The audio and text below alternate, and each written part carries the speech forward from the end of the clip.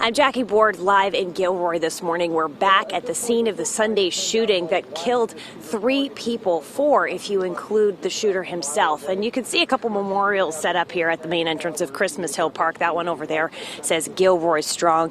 They're here to remember the 3 victims who were killed: 6-year-old Stephen Romero, 25-year-old Trevor Irby, and 13-year-old Kayla Salazar. Kayla's aunt believes her niece was one of the gunman's first victims. She says one minute Kayla was enjoying a quiet moment with her mother, stepfather, and sisters. Then the sound of gunfire sent them all running. Kayla's mom tried to reach her but could not get her daughter up. The girl's stepfather also tried, but he was shot in the arm.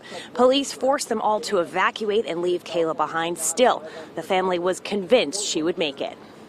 We thought she was alive. We thought she was in surgery. We thought that she would be, taken care of at the hospital. We never thought she would be, deceased. Another victim, Kayla died instantly, rather. She would have turned 14 on Saturday. Another victim was recent college grad Trevor Irby, a central New York native who recently moved to California. The 25-year-old was at the festival with his fiancée, Sarah Warner. She survived the shooting. His grandmother says the two were inseparable. Oh, God, she loved him. I mean, I think she actually worshipped the ground that kid walked on. I mean, she'd do anything for him, and he would do anything for her. And I used to always say, well, when are you guys getting married? Oh, Grandma, we got all kinds of time. And the youngest among those killed was 6-year-old Stephen Romero. Family called him Little Stevie and tell us he was playing near a kid's bounce house when he was shot. That bullet went through him and into his mother's abdomen. His grandmother was also shot. Stephen's uncle says he was a great kid. Some of the victims' family members tell us that they truly hope that these deaths spark some kind of change. In Gilroy, Jackie Ward, KPIX 5. Thanks, Jackie. And investigators are working around the clock to try and piece together what drove the gunman to open fire at the Garlic Festival. They located Santino William Legan's car not too far away. They say he parked on Laurel Drive and then used a trail to walk a half a mile to the festival, where he cut a hole in the fence to gain access. Investigators from several agencies are right now trying to figure out if Legan randomly shot his victims or if he targeted them. On his since deleted Instagram account, Legan says he is Italian and Iranian, and in one post he mentions a book that is known for its anti-Semitic ideas. The first 911 calls came in seconds after shots rang out, but after a nationwide epidemic of mass shootings, Bay Area first responders are saying they knew the drill. Doctors say they have learned lessons from those tragedies and used techniques from foreign battlefields to save lives in Gilroy.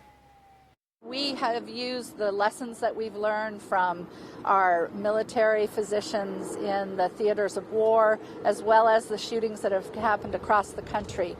All of the tools that allow stopping compressible bleeding were used beautifully by our first responders.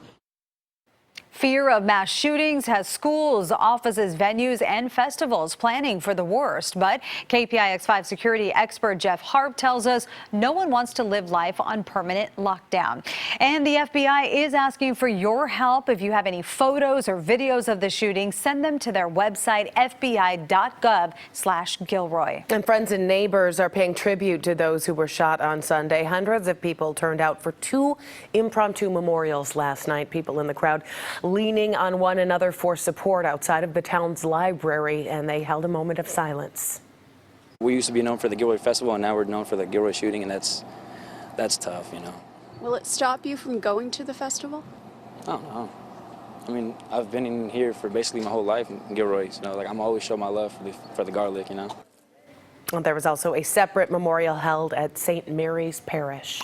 The Bay Area is coming together to support Gilroy, including the local teams. Before yesterday's practice, San Francisco 49ers general manager John Lynch took a moment to remember those affected. Our players, our team, our organization thought it would be appropriate if we started practice with a moment of silence. If you're a prayerful person, bow your head in prayer.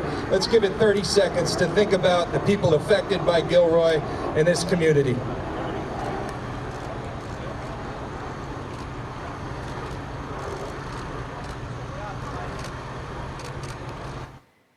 And this morning, dozens of vendors who were working at the Garlic Festival are stuck in limbo. More than 30 vendors had to leave behind vehicles and merchandise when the shooting started.